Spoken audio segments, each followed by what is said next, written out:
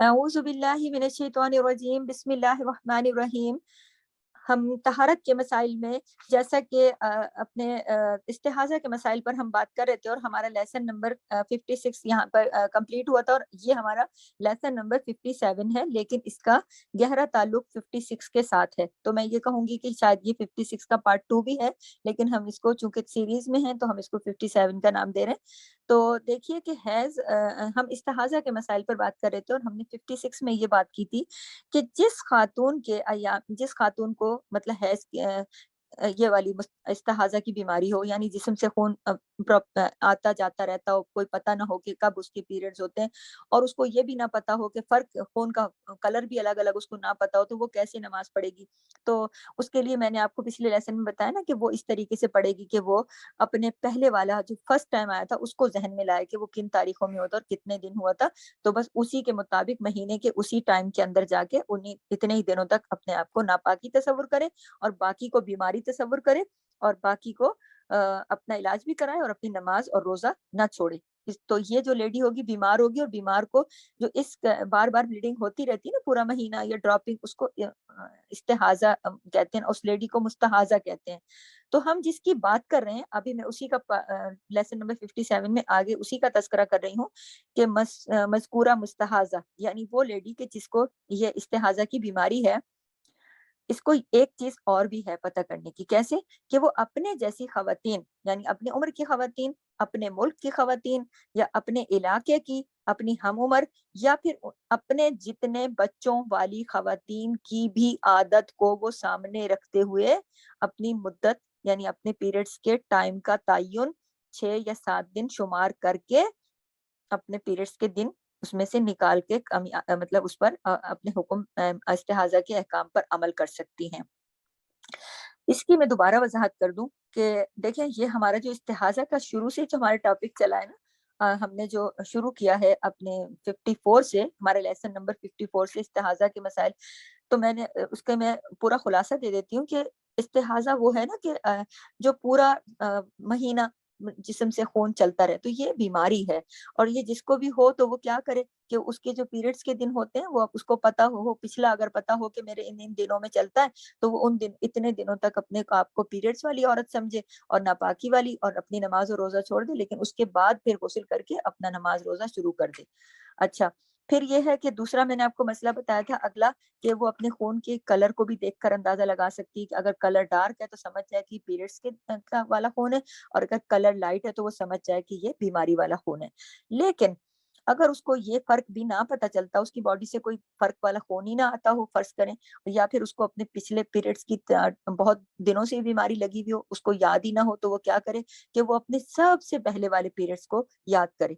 लेकिन अब जो खास इस लेसन की बात है कि अगर उसको वो भी याद ना हो, वो ज़ाहिर है वो तो बच्ची होती है, उसको तो इतना नहीं याद होता कि वो कौन-सा महीना था, वो कितने दिन थे, तो फिर वो क्या करे? तो इस लेसन में मैं आपको ये चीज़ क्लियर कर रही हूँ कि अगर किसी भी औरत को ये बीमारी हो कि उसके जिस्म से खून की ड्रॉपिंग चलती रहती हो, अब उसको कुछ याद नहीं है, पहले ही उसके पीरियड्स इर्रेगुलर थे, कोई पता नहीं कब आते थे और कब चले जाते थे, उसको ना कोई पिछला अपने पहले पीरियड्स का हाल भी याद नहीं है, कलर का फ़र्क भी नहीं है, कुछ भी नहीं है, अब वो क्या करे?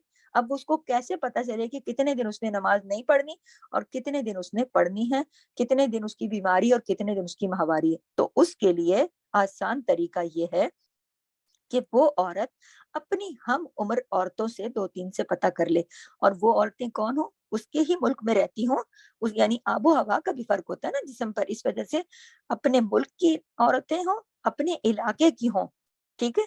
और अपनी हम उम्र हों, ठीक है? तीसरी बात और चौथी बात ये कि उनके बच्चे भी इतने, जैसे अगर एक औरत के 3 बच्चे हैं या 4 बच्चे हैं, तो वो 4 बच्चों वाली औरत से ही बात करे।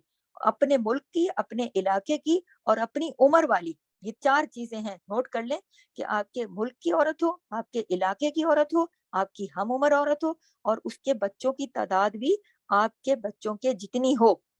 फिर उसकी आदत को उससे आप पूछ लें कि आपकी पीरियड्स कब होते हैं, कितने दिन होते हैं, कितने दिनों तक रहते हैं। फिर उसको सामने रखते हुए फिर अपनी भी पीरियड्स की मुद्दत का तय्युन कर ले और इतने दिनों तक फिर रोज़ा ना रखे, इतने दिनों तक फिर नमाज़ ना पढ़े और फिर اس کے علاوہ جتنے دن ہیں پھر سمجھ لے کہ یہ بیماری ہے اور اپنے نماز پڑھے اور روزہ رکھے. ٹھیک ہے. حضرت حمنا بنت جہش رضی اللہ تعالی عنہا کہتی ہیں کہ مجھے کثرت سے مسلسل استحاضہ کا خون آیا کرتا تھا. میں نبی اکرم صلی اللہ علیہ وسلم سے مسئلہ دریافت کرنے کے لیے حاضر ہوئی. اس وقت آپ صلی اللہ علیہ وسلم میری بہن زینب بنت جہش رضی اللہ تعالیٰ عنہ کے گھر میں تھے. میں نے عرض کیا اے اللہ کے رسول مجھے استحاضہ کی بیماری ہے.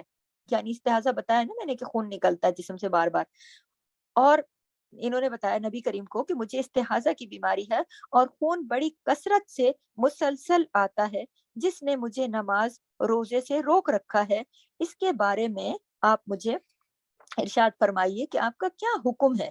تو آپ صلی اللہ علیہ وسلم نے فرمایا میں تمہیں روئی استعمال کرنے کی ہدایت کرتا ہوں کیونکہ وہ خون چوس لیتی ہے, کیونکہ ان کو بہت ہیوی بلیڈنگ ہوتی تھی نا.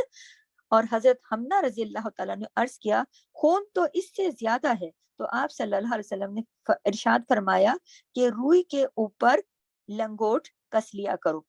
میں نے عرض کیا خون اس سے بھی زیادہ ہے. تو آپ صلی اللہ علیہ وسلم نے فرمایا کہ روئی کی جگہ کپڑا استعمال کرو. میں نے عرض کیا خون تو اس سے بھی زیادہ ہے, کثرت سے جاری رہتا ہے. تب رسول صلی اللہ علیہ وسلم نے ارشاد فرمایا میں تمہیں دو باتوں کا حکم دیتا ہوں, ان دونوں میں سے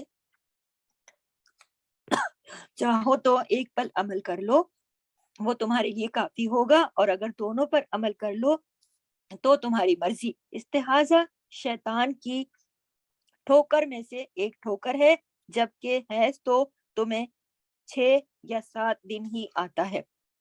ان دونوں کا علم اللہ کے پاس ہے, لہٰذا ان 6 یا 7 دنوں کے بعد غسل کرو. اس غسل کی وجہ سے پاک صاف ہو گئی ہو تو 23 یا 24 یوم نماز روزہ ادا کرو, یہ تمہارے لیے کافی ہوگا. اور پھر ہر ماہ اسی طرح کر لیا کرو جیسا کہ حیض والی عورت حیض کے وقت کرتی ہے, اور پاک عورتیں پاکیزگی کے وقت کرتی ہیں. اسے ترمذی نے روایت کیا ہے. اس کی پوری ڈیٹیل تو آپ کو سمجھ آ گئی ہوگی. آخر میں بات وہی ہے کہ نبی کریم نے ان کو یہی کہا, طریقے بتائے کہ آپ اپنے خون کو کنٹرول کرنے کے لیے, تاکہ آپ کی ناپاکی جسم سے دوسرے کپڑوں میں نہ جائے. تو کپڑے کا, روئی کا, یہ سب استعمال بتایا, اور ساتھ میں یہ بھی بتایا کہ شیطان کی ٹھوکر ہے. تو اس سے ایک چیز اور بھی میں آپ کو اضافی بتاتی جاؤں کہ عورتوں کو اللہ کا ذکر کرتے رہنا چاہیے, تلاوت قرآن, نماز, اللہ سے جڑے رہنا چاہیے, کیونکہ جو شیطان کے جو اللہ تعالیٰ سے دور ہو جاتے ہیں پھر وہی شیطان کے ہتھے میں زیادہ چڑھتے ہیں نا. تو وہ عورتیں جو اللہ تعالیٰ سے جڑی رہتی ہیں شیطان ان سے دور رہتا ہے. تو یہ شیطان کی ٹھوکر بھی ہے. اور آخر میں اللہ کے نبی نے یہی بتایا کہ وہ کسی دوسری عورت سے معلوم کر لے کہ جو اس کے مطلب دوسری عورت کے مطابق وہ اپنا پاکیزگی کے دن تعین کر سکتی ہے, اگر اس کو خود اور کچھ بھی نہیں پتا تو. کہ دوسری عورت, جو میں نے پہلے اس لیسن میں بتایا نا کہ وہ آپ کے شہر کی ہو, ملک کی ہو, علاقے کی ہو, اور اس کے بچے آپ کے بچوں کے برابر ہو, اس کی عمر بھی آپ کے برابر ہو, تو پھر اس کے جو ٹائم چل رہا ہو پھر آپ اتنے دنوں کو اپنے لیے بھی تعین کر لیں کہ یہ میری ماہواری کے دن ہے, پیریڈز کے دن ہے, اس میں آپ اپنا نماز روزہ چھوڑ دیں, اور باقی دنوں میں آپ اپنا نماز روزہ, اللہ کا ذکر, سب کچھ جاری رکھیں. اللہ کا ذکر تو ہر حال میں کیا جا سکتا ہے, چاہے وہ پیریڈز کے دن ہو یا استحاضہ کے دن ہو, کسی بھی حالت میں اللہ کا ذکر تو ہر حال میں کیا جا سکتا ہے. تو اصل مسئلہ یہ تھا کہ اگر آپ کو پاکیزگی کا ٹائم پتہ نہیں ہے تو پھر آپ اپنی ہم عمر عورت اور اپنے جتنے بچوں والی عورت کے ساتھ اپنا تعین کر لیں, اپنے دنوں کا تعین کر لیں. اسے ترمذی نے روایت کیا. سبحانک اللہم و بحمدک, نشہد ان لا الہ الا انت, نستغفرک و نتوب الیک. السلام علیکم ورحمۃ اللہ وبرکاتہ.